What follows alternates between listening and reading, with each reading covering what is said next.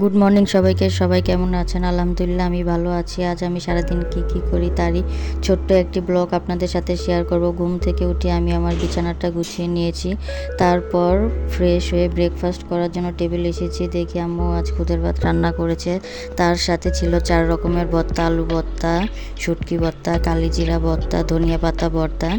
এখন আমি খুদের ভাত খেয়ে নিব। সকালের নাস্তা খুদের ভাতের সাথে আমি 4 রকমের ভর্তা নিয়েছি। প্রথমে আমি আলু ভর্তা দিয়ে খেয়ে নিয়েছি। তারপর 11টার দিকে আমি একটা ভর্তা বানিয়েছি, সেটা হলো আমড়া ভর্তা। আমড়াগুলি এখন আমি সুন্দর করে কেটে নিব।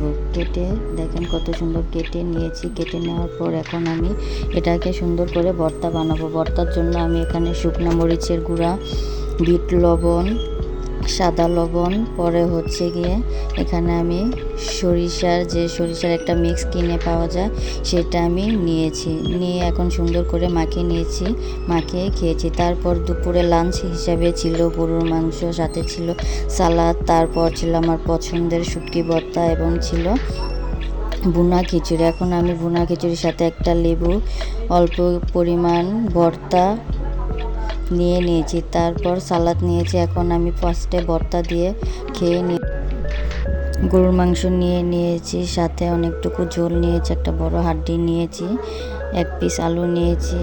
আমি এখন দুপুরের লাঞ্চ শেষ করলাম। দুপুরের লাঞ্চ সেগুলি ছিল। তারপর বিকেলের নাস্তা হিসাবে ছিল মিষ্টি, অনেক রকমের মিষ্টি মিক্স করে নিয়ে এসেছি। তারপর ছিল রুটি। আজকের আমার ভিডিওটি এতটুকুই। সবাই ভালো থাকবেন।